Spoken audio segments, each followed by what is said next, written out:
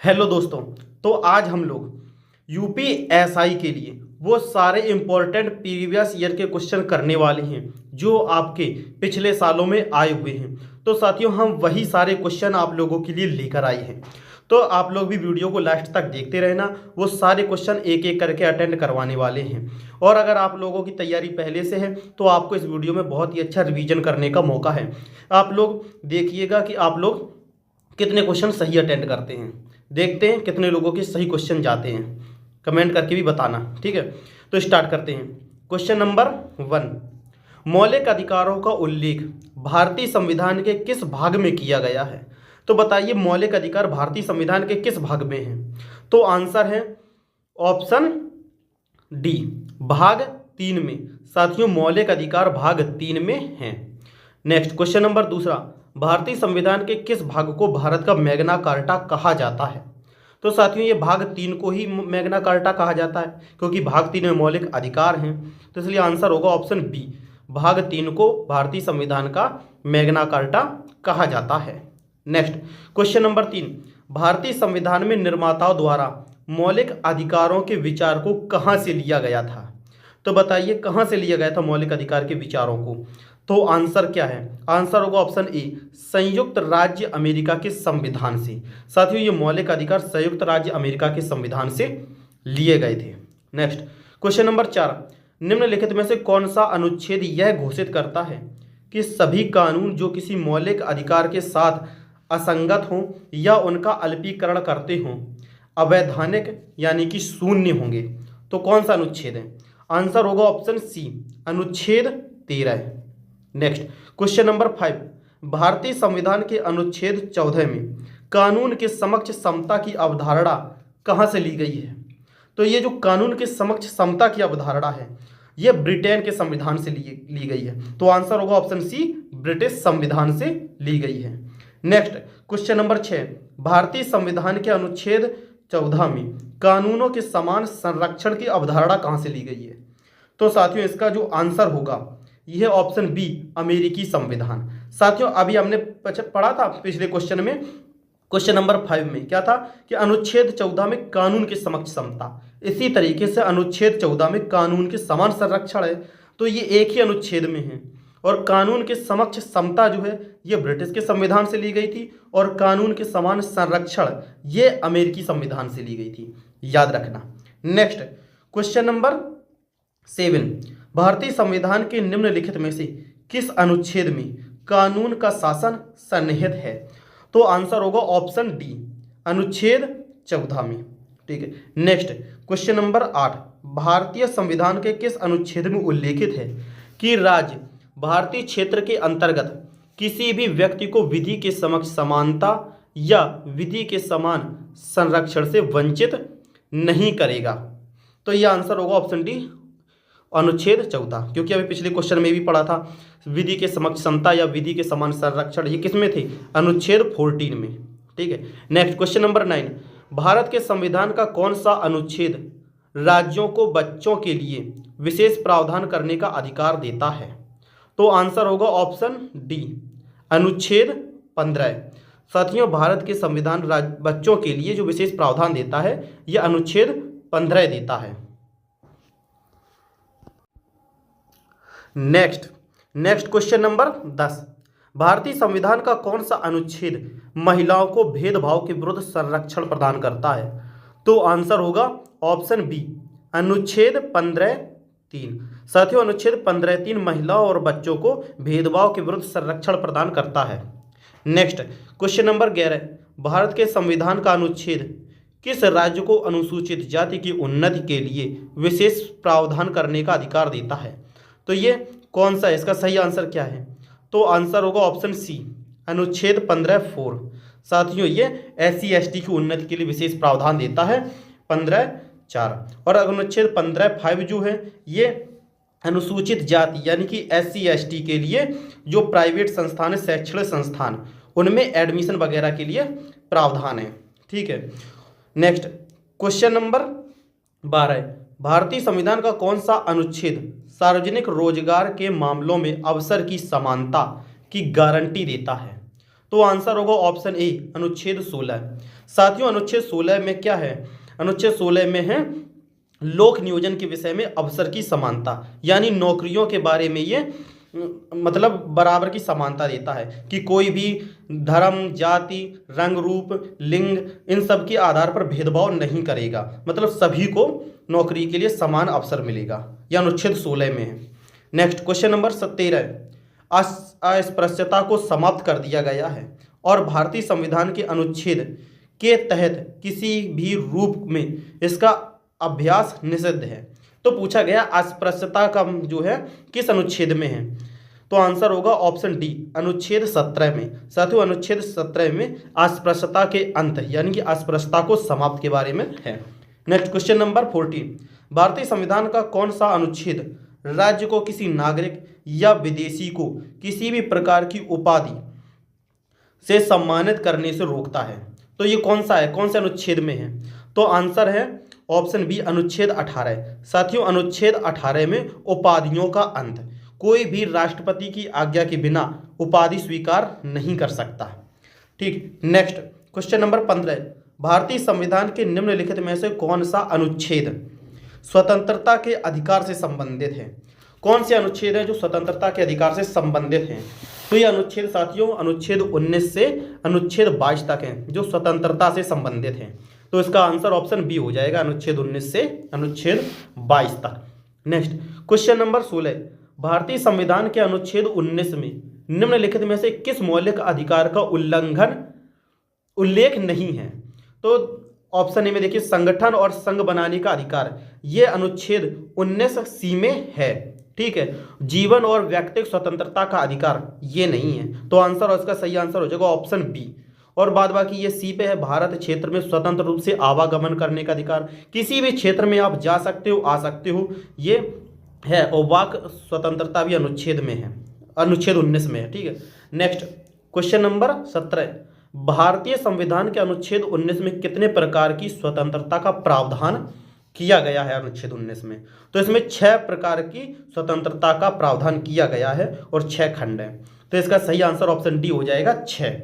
Next question number 18, भारतीय संविधान का कौन सा अनुच्छेद बिना हथियार के शांतिपूर्ण रूप से एकत्रित होने के अधिकार से संबंधित है?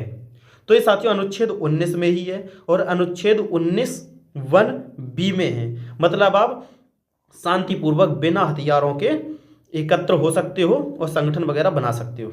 नेक्स्ट क्वेश्चन नंबर 19, भारतीय संविधान में संपूर्ण भारत के किसी भी हिस्से में निवास करने और बसने का अधिकार किस अनुच्छेद में निहित है? तो आंसर होगा ऑप्शन बी, अनुच्छेद 19। अभी बताया था किसी भी प्रदेश में, किसी भी राज्य में आ जा सकते हो। अगर इसमें अनुच्छेद 19 है, अगर पूछा जाए कि किस भाग में है, तो ये क्या पूछा गया इसमें? किसी भी क्षेत्र में निवास करने और बसने यानी आने जाने की स्वतंत्रता 19(d) में है। तो 19(e) याद रखना, 19(e) में है ये किसी भी क्षेत्र में निवास करने की स्वतंत्रता। नेक्स्ट क्वेश्चन नंबर 20, भारतीय संविधान का कौन सा अनुच्छेद दोहरे दंड के विरुद्ध सुरक्षा प्रदान करता है? तो यह आंसर होगा ऑप्शन बी, अनुच्छेद 20। साथियों अनुच्छेद 20 में दोहरे दंड से प्रावधान है, मतलब एक व्यक्ति को किसी एक अपराध के लिए एक बार ही सजा मिलेगी। ठीक है, यानी कि दोहरे दंड से संरक्षण देता है। नेक्स्ट क्वेश्चन नंबर 21, भारत का संविधान किसके तहत प्रदान करता है कि किसी भी अपराध के आरोपी व्यक्ति को खुद अपने ही खिलाफ गवाह बनने के लिए मजबूर नहीं किया जाएगा? ठीक है, तो इसका जो साथियों आंसर है ऑप्शन डी है, अनुच्छेद 20(3). नेक्स्ट क्वेश्चन नंबर 22, कौन सा अनुच्छेद घोषित करता है कि किसी भी व्यक्ति को विधि द्वारा स्थापित प्रक्रिया के अतिरिक्त उसके जीवन और व्यक्तिगत स्वतंत्रता के अधिकार से वंचित नहीं किया जा सकता है? तो आंसर होगा ऑप्शन सी, अनुच्छेद 21। ठीक है, नेक्स्ट क्वेश्चन नंबर 23, त्वरित सुनवाई का अधिकार भारतीय संविधान के निम्नलिखित में से किस अनुच्छेद के तहत निहित है? आंसर होगा ऑप्शन ए, अनुच्छेद 21। त्वरित सुनवाई के लिए यह अनुच्छेद 21 है। नेक्स्ट क्वेश्चन नंबर 24, भारत में दायर की गई सबसे अधिक जनहित याचिकाएं भारतीय संविधान के किस अनुच्छेद से संबंधित हैं? तो आंसर होगा ऑप्शन डी, अनुच्छेद 21 से। साथियों सबसे ज़्यादा जनहित याचिकाएं जो दायर की गई हैं ये अनुच्छेद 21 में। नेक्स्ट क्वेश्चन नंबर 25, भारत के संविधान के निम्नलिखित में से किस अनुच्छेद के उपयोग से पर्यावरणीय मुद्दों से संबंधित जनहित याचिका दायर की जा सकती है? तो आंसर होगा ऑप्शन सी 21। जनहित याचिका आए तो आंसर अनुच्छेद 21 रखना, ठीक है। नेक्स्ट क्वेश्चन नंबर 26, किसके मामले में उच्चतम न्यायालय ने कार्यस्थल पर यौन उत्पीड़न को रोकने के लिए दिशा निर्देश जारी किए थे?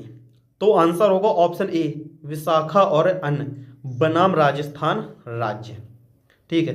नेक्स्ट क्वेश्चन नंबर 27, न्यायमूर्ति के एस पट्टा स्वामी सेवानिवृत्त यानी बनाम भारत संघ का मामला किससे संबंधित है? तो इसका जो आंसर होगा ऑप्शन डी व्यक्तियों की निजता का अधिकार। नेक्स्ट क्वेश्चन नंबर 28, भारतीय संविधान के तहत 6 से 14 वर्ष की आयु के सभी बच्चों को निःशुल्क और अनिवार्य शिक्षा का अधिकार देता है। तो कौन सा अनुच्छेद देता है? आंसर होगा ऑप्शन ए, अनुच्छेद, आंसर है ऑप्शन सी अनुच्छेद 21A, ठीक है। अनुच्छेद 21A ऑप्शन सी आंसर सही है। नेक्स्ट क्वेश्चन नंबर 29, 6 से 14 वर्ष की आयु के सभी बच्चों को निःशुल्क और अनिवार्य शिक्षा के मौलिक अधिकार को भारत के संविधान में किस वर्ष में पारित किया गया था? तो आंसर होगा ऑप्शन सी 2002 में पारित किया गया था कि 6 से 14 वर्ष की आयु के सभी बच्चों को निःशुल्क और अनिवार्य शिक्षा ये मौलिक अधिकार में निहित किया गया था। नेक्स्ट क्वेश्चन नंबर 30, यह योजना जिसके तहत एक निवारक निरोध कानून अधिनियमित किया जा सकता है भारतीय संविधान के किस अनुच्छेद के तहत निर्धारित की गई है? तो आंसर होगा ऑप्शन बी अनुच्छेद 22 के तहत। नेक्स्ट क्वेश्चन नंबर 31, भारतीय संविधान के अनुच्छेद किसमें बलात्श्रम यानी कि दासता का प्रतिषेध परिकल्पित है? मतलब बलात्श्रम, बंधुआ मजदूरी, मानव दुर्व्यापार मतलब मानवों की खरीद बेच नहीं कर सकते, यह अनुच्छेद 23 में है। तो इसका आंसर होगा ऑप्शन सी अनुच्छेद 23 में है, ठीक है। नेक्स्ट क्वेश्चन नंबर 32, भारतीय संविधान का कौन सा अनुच्छेद बेगार यानी बंधुआ मजदूरी पर रोक लगाता है? तो आंसर है ऑप्शन डी अनुच्छेद 23। अभी पिछले वाले क्वेश्चन में भी पढ़ा था। तो दोस्तों आप लोग इसमें देख रहे हो यही क्वेश्चन कितनी बार, 3 बार पूछा जा चुका है 2021 में। तो इसलिए ये सभी क्वेश्चन प्रीवियस ईयर के क्वेश्चन हैं और बहुत ही इंपॉर्टेंट हैं, इसलिए आप सभी लोग बहुत ही ध्यान से इन क्वेश्चन को पढ़िएगा। हाँ, और अगर आपको इन क्वेश्चन को दोबारा से पढ़ने के लिए या प्रैक्टिस करने के लिए PDF वगैरह चाहिए तो आप लोग कमेंट करिएगा। अगर आपको ज़रूरत है तो मैं आपको ये PDF सेंड कर दूंगा। और मैं ये नहीं कह रहा कि मुझे कोई पैसे चाहिए, ऐसा कुछ नहीं है। आप कमेंट करिएगा, अगर आपको ये PDF पढ़ने के लिए सारे क्वेश्चन चाहिए तो मैं आपको सेंड कर दूंगा और बताऊंगा कि आपको ये PDF कैसे मिलेगी। बस चैनल से जुड़े रहिए। नेक्स्ट क्वेश्चन नंबर 33, भारतीय संविधान का कौन सा अनुच्छेद किसी भी कारखानों, खदान या अन्य संकटपूर्ण गतिविधि में 14 वर्ष से कम आयु के बच्चों के रोजगार पर प्रतिबंध लगाता है? तो ये है अनुच्छेद 24। आंसर होगा ऑप्शन बी अनुच्छेद 24। मतलब 14 वर्ष से कम आयु के बच्चों को किसी भी होटल, मिल, कारखाने मतलब वहाँ पे आप काम नहीं करा सकते। नेक्स्ट क्वेश्चन नंबर 34, भारतीय संविधान के अनुसार कारखाने में रोजगार के लिए बच्चे की न्यूनतम आयु कितनी होनी चाहिए? ये अभी पिछले क्वेश्चन में पढ़ाया था कि 14 वर्ष की से कम आयु के बच्चों को होटल मतलब इन सभी में कारखानों में काम नहीं करा सकते। तो इसलिए इसका आंसर होगा ऑप्शन डी 14 वर्ष। 14 वर्ष से कम आयु के बच्चों को काम नहीं करवा सकते। नेक्स्ट क्वेश्चन नंबर 35, भारतीय संविधान के निम्नलिखित अनुच्छेदों में से कौन सा अनुच्छेद अंतःकरण की स्वतंत्रता की गारंटी देता है? यह अनुच्छेद 25। इसका सही आंसर होगा ऑप्शन ए अनुच्छेद 25। साथियों अनुच्छेद 25 किसी भी व्यक्ति को अंतःकरण की स्वतंत्रता देता है, किसी भी धर्म को अबाध रूप से मानने की स्वतंत्रता देता है। अब किसी भी धर्म को मानिए, किसी का भी प्रचार प्रसार करिए, यह अनुच्छेद 25 अधिकार देता है। नेक्स्ट क्वेश्चन नंबर 36, भारतीय संविधान के अनुच्छेद 26 द्वारा निम्नलिखित में से कौन से अधिकार की गारंटी दी जाती है? तो इसका जो आंसर है ऑप्शन सी धार्मिक और धर्मार्थ उद्देश्यों के लिए संसाधनों की स्थापना और रख रखाव करने का अधिकार देता है अनुच्छेद 26। ठीक, नेक्स्ट क्वेश्चन नंबर 37, भारतीय संविधान के निम्नलिखित में से किन अनुच्छेदों के तहत सांस्कृतिक और शैक्षिक अधिकार प्रदान किए जाते हैं? तो इसका जो आंसर है ऑप्शन डी, अनुच्छेद 29 से 30। साथियों अनुच्छेद 29 से 30 साथियों, और अनुच्छेद 29 में अल्पसंख्यकों के जो अल्पसंख्यक वर्ग हैं उनके हितों का संरक्षण दिया गया है। और अनुच्छेद 30 में इसमें अल्पसंख्यक वर्गों को दो भागों में बांटा गया है, भाषा और धर्म के आधार पर। ठीक है, नेक्स्ट क्वेश्चन नंबर 38, भारतीय संविधान का कौन सा अनुच्छेद अल्पसंख्यकों को शैक्षिक संस्थानों की स्थापना और प्रशासन का अधिकार देता है? तो इसका जो आंसर है यह है ऑप्शन सी, अनुच्छेद 30। यह अधिकार देता है कि आप कोई भी शैक्षिक संस्थान कर सकते हो। नेक्स्ट क्वेश्चन नंबर 39, निम्नलिखित में से किस संविधान संशोधन अधिनियम ने भारतीय संविधान के भाग 3 से संपत्ति के अधिकार को निरस्त किया है? तो कौन सा संविधान संशोधन हुआ था जिसने जो मौलिक अधिकार थे भाग 3 में उसमें से संपत्ति के अधिकार को निरस्त कर दिया है? तो आंसर होगा ऑप्शन ए, संविधान का 44वां संविधान संशोधन अधिनियम जो 1978 में हुआ था, जो 300 का के तहत रखा गया है। नेक्स्ट क्वेश्चन नंबर 40, भारत के संविधान का कौन सा अनुच्छेद व्यक्तिगत संपत्ति के लिए सुरक्षा प्रदान करता है? व्यक्तिगत संपत्ति के लिए सुरक्षा प्रदान करता है, आंसर है ऑप्शन बी, अनुच्छेद 300 ए, जिसमें अनुच्छेद 300 ए में कर दिया। पहले ये मौलिक अधिकार था, अभी पिछले क्वेश्चन में पढ़ा था जो 44वें संविधान संशोधन 1978 के द्वारा अनुच्छेद 300 ए में कर दिया गया है। नेक्स्ट क्वेश्चन नंबर, जिसे अब कानूनी अधिकार एक तरीके से बना दिया गया है। नेक्स्ट क्वेश्चन नंबर 41, भारतीय संविधान का निम्न में से कौन सा अनुच्छेद संवैधानिक उपचारों का अधिकार प्रदान करता है? संवैधानिक उपचारों का अधिकार कौन से अनुच्छेद में है? अनुच्छेद 32 में संवैधानिक उपचारों का अधिकार। तो आंसर होगा इसका ऑप्शन डी, अनुच्छेद 32 संवैधानिक उपचारों का अधिकार। और साथियों इस अनुच्छेद 32 को डॉक्टर भीमराव अंबेडकर ने संविधान की आत्मा कहा है। और साथियों ये अनुच्छेद 32 के तहत अगर आपके मौलिक कर्तव्य का हनन हुआ है तो आप अनुच्छेद 32 के तहत उच्चतम न्यायालय जा सकते हो। नेक्स्ट क्वेश्चन नंबर 42, निम्नलिखित संस्थानों में किसे बंदी प्रत्यक्षीकरण याचिका जारी करने का अधिकार है? तो साथियों इसका सही आंसर क्या है? तो साथियों इसका जो आंसर है ये ऑप्शन सी, उच्च न्यायालय। नेक्स्ट क्वेश्चन नंबर 43, कोई भी व्यक्ति भारत के संविधान की किसके तहत उच्चतम न्यायालय जनहित याचिका दायर कर सकता है? तो आंसर होगा ऑप्शन बी, अनुच्छेद 32। अभी बताया था अगर मौलिक अधिकारों का हनन हुआ है तो अनुच्छेद 32 के तहत यानी कि आप उच्चतम न्यायालय में जाकर जनहित याचिका दायर कर सकते हो। और फिर सुप्रीम कोर्ट, उच्चतम न्यायालय 5 तरह की रिट जारी करता है। और वो 5 तरह की रिट कौन कौन सी हैं? बंदी प्रत्यक्षीकरण, चलिए मैं नहीं बता रहा, आप लोग बताएंगे कि वो 5 तरह की रिट कौन सी है जो उच्चतम न्यायालय जारी कर सकता है। देखते हैं कितने लोग इस क्वेश्चन का आंसर दे पाते हैं, मैं कमेंट बॉक्स में चेक करूंगा। बताइएगा उच्चतम न्यायालय कौन सी 5 रिट है जो जारी करता है। Next question number 44, habeas corpus याचिका का शाब्दिक अर्थ क्या है? तो आंसर होगा ऑप्शन सी, किसी को सशरीर पेश करना, ये हैबियस कॉर्पस याचिका का शाब्दिक अर्थ। ठीक है, नेक्स्ट क्वेश्चन नंबर 45, निम्नलिखित में से कौन सा अनुच्छेद संसद को सशस्त्र बलों, पैरा सैन्य बलों और पुलिस बलों के सदस्यों के मौलिक अधिकारों को प्रतिबंधित या निरस्त करने का अधिकार देता है? ये अनुच्छेद 33 है, आंसर होगा ऑप्शन डी, अनुच्छेद 33। कोई भी सैन्य बल है उसके जो मौलिक अधिकार है उसको प्रतिबंधित और निरस्त करने का अधिकार देता है अनुच्छेद 33। और ऐसा इसलिए होता है जिससे कि व्यवस्था, नियम वगैरह बनी रहे। नेक्स्ट क्वेश्चन नंबर 46, निम्नलिखित में से कौन सा भारत में मौलिक अधिकार नहीं है? बताइए कौन सा मौलिक अधिकार नहीं है? तो आंसर होगा ऑप्शन डी, बेरोजगारी के मामले में सार्वजनिक सहायता का अधिकार, यानी कि बेरोजगारी उसमें कोई सार्वजनिक सहायता नहीं मिलेगी। तो ये जो है आपका मौलिक अधिकार नहीं है। कि मतलब मौलिक अधिकार हमें ये चाहिए ही चाहिए। ये बेरोजगारी के मामले में सार्वजनिक सहायता का अधिकार ये आपका मौलिक अधिकार में नहीं आएगा। ठीक है, बाद बाकी कानून के समक्ष समता का अधिकार, सहकारी समितियों के गठन का अधिकार, शिक्षा का अधिकार, ये आप लोगों का मौलिक अधिकार है। तो दोस्तों आशा करते हैं आप लोगों को ये वीडियो क्लास पसंद आई होगी, प्रैक्टिस सेट अच्छा लगा होगा।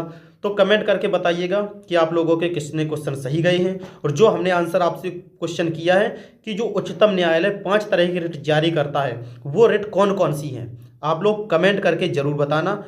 देखते हैं कितने लोगों का सही आंसर आता है। और अगर आप लोगों को वीडियो पसंद आई है तो वीडियो को लाइक कर देना और चैनल सब्सक्राइब करके नोटिफिकेशन को ऑन कर लेना।